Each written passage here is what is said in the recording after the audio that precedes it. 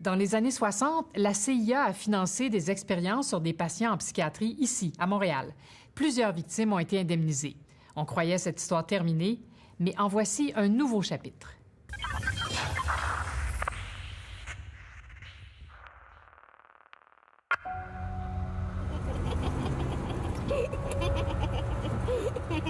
Nous sommes en 1964. Diane McIntosh a 5 ans. Elle a très hâte d'arriver à destination, car aujourd'hui, son père l'emmène voir sa mère à l'hôpital. Mon père m'asseyait sur ses genoux et je pouvais prendre le volant. C'était comme un jeu. La voiture emprunte la longue allée traversant le terrain de l'hôpital jusqu'à l'Institut Allen Memorial de Montréal. Un établissement psychiatrique parmi les plus réputés au pays. Après plus d'un demi-siècle, Diane se souvient de cette première visite comme si c'était hier. Son enthousiasme disparaît en entrant à l'hôpital. C'était comme une scène de vol au-dessus d'un nid de coucou. Je voyais des gens grogner en frappant leur tête contre les murs. Ma mère était là, assise et complètement droguée. J'avais beau n'être qu'une enfant, je voyais bien que quelque chose clochait. Mais ce qu'ils ignorent à l'époque, c'est que sa mère, Helen McIntosh, tout comme des centaines d'autres patients, sert de cobaye contre son gré pour les expériences psychiatriques brutales menées par le docteur Ewen Cameron. Administration massive de médicaments, longue période de sommeil forcé, électrochocs à répétition. Le tout en partie subventionné par le gouvernement canadien et par la CIA. Charles Tani est admis à l'Institut Allen Memorial en janvier 1957. Il souffre de violentes douleurs au visage. Le docteur Cameron y voit la manifestation d'un trouble anxieux qu'il va traiter à l'aide d'électrochocs et de sommeil provoqué jusqu'à 50 jours. La vie de M. Tani va basculer. C'est divisé en deux. Avant son traitement à l'hôpital, puis après parce qu'il n'était pas la même personne. De tout. Au lieu d'un traitement, M. Tani a été, malgré lui, soumis à une série d'expériences visant à effacer sa mémoire pour mieux la reconstruire. MK Ultra est un projet sur le lavage de cerveau mis sur pied par la CIA au tout début de la guerre froide. Durant la guerre de Corée, des soldats canadiens et américains rapatriés se mettent à prendre parti pour l'ennemi communiste. Les Américains croient que les Soviétiques et les Chinois ont inventé une façon efficace de laver les cerveaux. La CIA veut découvrir leur procédé. L'ex-agent de la CIA, John Gittinger, le confirmait au Fifth Estate dès 1980. Le mandat était large. On nous demandait de développer tout genre de procédés, qu'ils soient chimiques, psychologiques ou autres, pouvant permettre d'influencer le comportement des êtres humains. La CIA sait qu'il y a un risque politique à mener directement ce genre de recherche. Elle finance donc une société écran qu'elle nomme Society for the Investigation of Human Ecology, société hébergée par une université américaine. La CIA s'intéresse aux travaux du Dr. Ewen Cameron, cofondateur de l'Association mondiale de psychiatrie. Il est aussi directeur de l'Institut Allen Memorial. Le Dr. Cameron ne fait pas l'unanimité auprès de ses collègues de travail. C'était un homme autoritaire, impitoyable, assoiffé de pouvoir, stressé, colérique. And it is his mind, no less, which may destroy mankind. De 1957 à 1962, le Dr. Cameron obtient du financement de la société Écran soutenue par la CIA. Il reçoit aussi des subventions du gouvernement canadien. En 1962, Helen McIntosh a 23 ans. À la naissance de son deuxième enfant, elle fait une dépression. Son médecin de famille lui recommande le Dr. Cameron. Ils m'ont promis que j'allais pouvoir me reposer et qu'on allait veiller sur moi durant mon séjour à l'hôpital. Elle ignore qu'on va la soumettre à des traitements expérimentaux extrêmes, électrochocs, LSD, messages sonores diffusés jour et nuit pendant des mois de sommeil artificiel. Ce traitement l'a ramenée à un état quasi infantile. C'était infernal, vraiment infernal. C'est un état impossible à décrire. Dès que je commence à en parler, je me mets à trembler de tout mon corps. On dirait que mon corps ne veut pas que j'en parle. Hélène n'a que quelques souvenirs épars des années passées à l'Institut Allen Memorial. Les électrochocs, une photo du Dr Cameron, mais je me rappelle de lui. J'ai un souvenir très clair de sa voix. Il m'avait assise devant un groupe d'étudiants en médecine ou de médecins résidents. Et il leur a dit « Cette femme est totalement incurable, tout simplement, sans la moindre émotion. »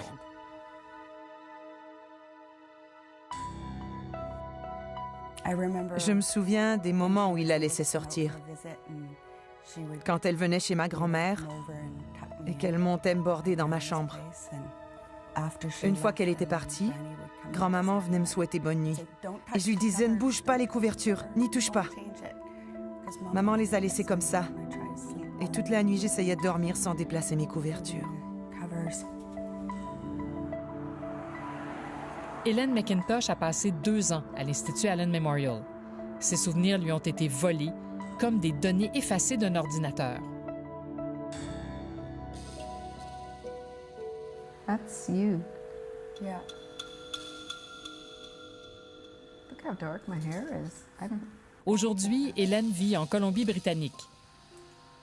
L'album de photos de famille est très souvent une énigme pour elle. There's Carolyn. So they're not in order. That's me. That's you, of course. Mère et fille ont toutes les deux souffert de ces expériences sur le lavage de cerveau, et elles sont loin d'être les seules. Des victimes ont franchi ces portes par centaines durant les années 50 et 60. Chacune traîne une histoire d'horreur, comme celle qu'Alan Tanney et sa famille découvrent des années plus tard dans le dossier médical de leur père. Le Dr Cameron était très nerveux parce qu'après peut-être 3 ou 4 semaines, il a trouvé que mon père a demandé de voir ma mère. Puis, première chose, il ne laisse pas. Deuxième chose, qu'est-ce qu'il a fait? Il a augmenté l'électrochoc. La méthode du Dr Cameron, appelée déstructuration, vise à effacer la mémoire du patient pour mieux la reconstruire. Dans les notes de Dr Cameron, il a dormi à son 50e jour. Il y a eu 29 sessions d'électrochoc. 21 étaient Page Russell. La thérapie Page Russell, du nom de ses inventeurs, consiste en une série d'électrochocs de 20 à 40 fois plus puissants que ceux utilisés dans les traitements à l'époque. Après quelques semaines, le père d'Alan Tanney est réduit à un état infantile jusqu'à devenir incontinent. Monsieur Tanney ne sait pas où il est. Souvent, il est heureux et comme un enfant. Ça, c'est difficile pour moi en français. Qu'est-ce que ça Probably taken as far as we can hope to take him. Et on est allé avec cette patiente le plus qu'on peut. C'était une chose qu'il a faite pour le CIA, pas un programme de traitement de douleur dans la face. Au retour, le gouvernement canadien se fait rattraper par cette histoire.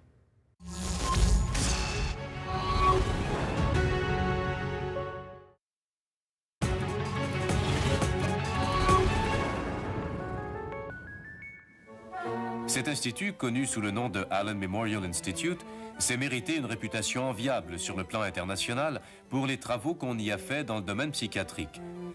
Jusqu'en 1977, l'Institut Allen Memorial fait figure d'avant-garde en psychiatrie, jusqu'à ce qu'un article du New York Times révèle l'existence du programme secret de la CIA, le MK-Ultra. On y apprend qu'à la fin des années 50, la CIA a financé des expériences de lavage de cerveau dans de nombreux établissements américains, mais aussi à l'Institut Allen Memorial, l'aile psychiatrique de l'hôpital Royal Victoria. I'm Adrienne Clarkson. Tonight we report on a secret CIA research project carried out in Montreal Mais ce qui s'était passé derrière ces murs restera secret jusqu'à ce que l'émission Fifth Estate de la CBC et d'autres médias révèlent l'affaire en 1980. The Fifth Estate. Ils m'ont gardé endormi pendant 23 jours. Je dormais et ils me bombardaient d'électrochocs. Le public découvre avec stupeur les expériences subies par les patients. On m'a fait toutes sortes de tests. On m'a donné certains médicaments, jusqu'à 40 pilules par jour. Ensuite, on m'a donné des électrochocs. Pourquoi? Donc, j'avais peur, une peur épouvantable. Et puis, pourquoi? Mais vous acceptiez quand même de subir ces électrochocs? J'étais très réticente. Le Dr Cameron était le meilleur en Amérique du Nord. Alors, on avait une confiance inouïe en lui. Le souvenir du Dr Cameron n'est pas le même pour tous. Gina Blasbalg a été admise à l'Institut Allen Memorial à l'âge de 15 ans, mais n'a pas reçu d'électrochoc, ce qui explique peut-être qu'elle se rappelle des réactions des patients à l'endroit du Dr Cameron. Certains étaient trop atteints pour réagir, mais ceux qui le pouvaient encore étaient terrifiés. On était tous terrifiés quand il arrivait. On ne voulait pas qu'il s'approche de nous. Aucun patient ne voulait se retrouver près du Dr Cameron. Les révélations sur les expériences du Dr Cameron mènent à une poursuite intentée par 9 des victimes contre la CIA, dont Mme Huard. Les patients disent qu'on les a soumis à leur insu à des recherches douteuses au plan médical et même illégales. Mais les chances de succès semblaient improbables pour Velma Orlico, une des plaignantes. J'y repensais en rentrant chez moi et je me disais parfois, « Tu penses vraiment gagner contre la CIA? Mais pour qui tu te prends? La CIA est bien trop puissante. » Pourtant, à la fin des années 80, la CIA conclut une entente avec les patients canadiens qui reçoivent 90 000 $ chacun, une victoire morale. Puis, le gouvernement canadien annonce un programme de dédommagement en 1992. Mais seules les victimes qui ont été ramenées à un état infantile par les expériences seront indemnisées. Le gouvernement précise n'avoir aucune obligation légale ou morale de dédommager ces personnes. Le père d'Alan Tanney est l'un de ceux qui ont reçu un chèque de 100 000 $. Est-ce que c'était suffisant comme compensation? Si on ajoute toutes les thérapies que les enfants ont passées, c'est plus que ça. Des années en thérapie, mon père était beaucoup plus difficile. Dans ses relations avec vous? Oui, avec tout le monde. Après son traitement, c'était plus difficile. Finalement, seuls 80 des anciens patients du Dr Cameron répondent aux critères de l'aide fédérale. 250 personnes voient leur dossier rejeté, sans compter ceux et celles qui ignorent l'existence même du programme. Et une fois la date limite passée, c'est impossible de réclamer une compensation. Le programme exclut aussi les personnes décédées. Mon père était dans ses dernières minutes. C'était Blue Cross d'Ontario qui a fait ça pour le gouvernement. Puis elle m'a dit, « Hey, prends un avion, viens me voir pour demain matin à 9 h. » Puis je l'ai fait. J'ai eu un chèque. Puis le jour après, mon père, il est mort. 23 ans après la fin du programme, le gouvernement croyait bien en avoir terminé avec cette affaire. Mais il y a quelques mois, Elizabeth Thompson, journaliste à la CBC, examinait les comptes publics du gouvernement fédéral. Une donnée du rapport de 2017 mentionne un mystérieux paiement lié aux expérimentations de lavage de cerveau d'une autre époque. Ça concernait le dédommagement d'une personne ayant subi la déstructuration au Allen Memorial. Le nom de la victime n'était pas divulgué, ni aucune autre information sur ce paiement. La journaliste finit par découvrir que la personne en question est en fait la fille de Jean Steele, admise à l'Institut Allen Memorial en 1957, alors qu'elle souffrait d'une grave dépression postpartum. Allison Steele n'a pas le droit de dévoiler l'entente, mais elle peut nous parler de sa mère, elle qui a été privée de sa présence après les traitements subis aux mains du Dr Cameron. Ils ont effacé tous ses souvenirs. Comment peut-on oser faire ça à un être humain? Selon Allison, à son retour de l'hôpital, sa mère était absente sur le plan émotif autant qu'intellectuel. Sa relation avec son mari et ses enfants n'a plus jamais été la même. En 1993, le gouvernement a rejeté la demande du père d'Allison. Il n'a pas réussi à obtenir le dossier médical prouvant que sa femme avait été victime de traitements abusifs à l'hôpital. Durant des décennies, la famille d'Allison a tenté sans succès d'obtenir un dédommagement. Je garde un gros dossier. Toute la correspondance de mon père avec le gouvernement. Il y décrit clairement tous les traitements et toutes les choses qu'on avait fait subir à ma mère. Mais il nous manquait le dossier principal. Les années ont passé. Jean, la mère d'Allison, est décédée. Puis, à 93 ans, son père meurt, sans avoir réussi à convaincre le gouvernement de donner gain de cause aux victimes comme sa femme, Jean. Mais en 2015, les choses bougent. En vertu de la loi d'accès à l'information, Allison demande le dossier médical complet de sa mère qu'elle reçoit par la poste. J'ai reçu une grande enveloppe, 300 pages, tirées du dossier médical. Des informations cachées durant des décennies, grâce auxquelles son père aurait réussi depuis longtemps à prouver ce que sa femme avait subi. Parmi les notes découvertes, certaines sont de la même du Dr Cameron. Jean Steele y est décrite comme hyperactive, excessivement bavarde, très peu attentive, très méfiante, ayant un comportement déplacé et pleurant sans raison valable. La description d'une femme qui ne peut plus jouer son rôle de mère à cause des traitements du Dr Cameron. Jean Steele a reçu au moins 24 sessions intensives d'électrochoc. Ces informations ne sont jamais parvenues à votre père. Non, jamais. C'était donc sa parole contre celle du gouvernement. Allison Steele remet ses documents à son avocat, Alan Stein. Celui-ci entame une poursuite contre le gouvernement fédéral au nom d'Allison Steele, qui agit comme liquidatrice de la succession de sa mère. Le gouvernement finira par offrir discrètement un dédommagement à la succession de Jean Steele, mais l'entente doit demeurer confidentielle. Ce que les gens imaginent, c'est si le gouvernement n'en parle pas, c'est parce qu'il ne veut pas réveiller ceux qui pourraient avoir un intérêt à poursuivre. Est-ce que c'est pour ça qu'on fait une entente confidentielle? Exactement. Le Fifth Estate a diffusé l'histoire de Mme Steele en décembre dernier et son avocat a reçu plusieurs appels provenant d'enfants des victimes du Dr Cameron. Des personnes qui m'ont dit « Est-ce qu'on peut intenter une action, nous, pour les dommages qu'on a subis après le traitement de ma mère ou de mon père? » Et qu'est-ce que c'est votre réponse? C'est pas facile, pas facile. Il y a une possibilité, mais il y a aussi une question de prescription. Au civil, il y a une prescription? 3 ans. 3 ans à partir du moment où on prend connaissance? Exactement. Alors, comment on explique que Mme Steele ait réussi, elle, à obtenir une compensation? Parce que sa mère a fait la requête pour être compensée pendant la période où on peut faire ça. Combien de familles sont dans la même situation que Mme Steele parmi les 250 patients qui ont vu leur dossier rejeté dans les années 90? Difficile à dire. Le gouvernement actuel va peut-être réaliser et reconnaître les gestes posés par le gouvernement de l'époque. Il y a peut-être de l'espoir qu'ils reconnaissent au moins ce qu'ont vécu ces victimes. Pour les victimes qui ont reçu cette compensation, ce n'est pas qu'une question d'argent.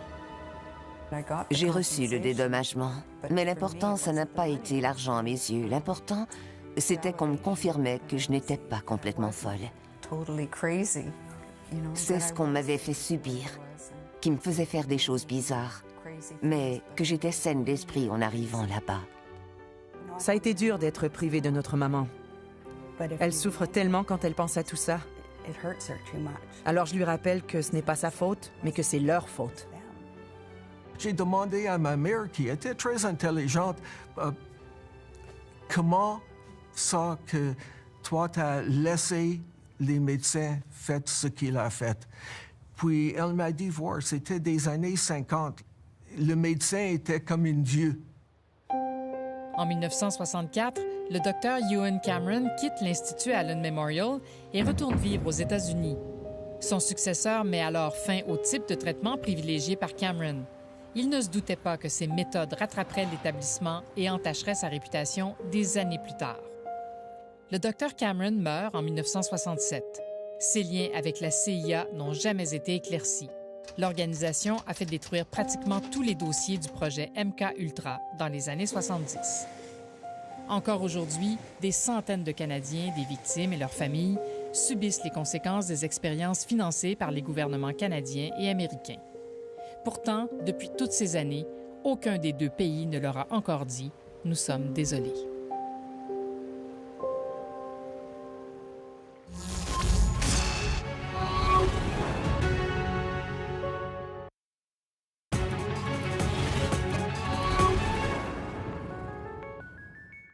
Au nom de toute l'équipe, on espère que vous avez apprécié les reportages de ce soir. Et puisque c'est la dernière de la saison, on veut justement remercier cette équipe, tous les journalistes, tous les réalisateurs qui nous permettent de vous présenter une émission exceptionnelle et bien entendu, l'équipe de production. Et vous nous connaissez, c'est pas parce que l'émission fait relâche pour la saison estivale qu'on arrête d'enquêter pour autant.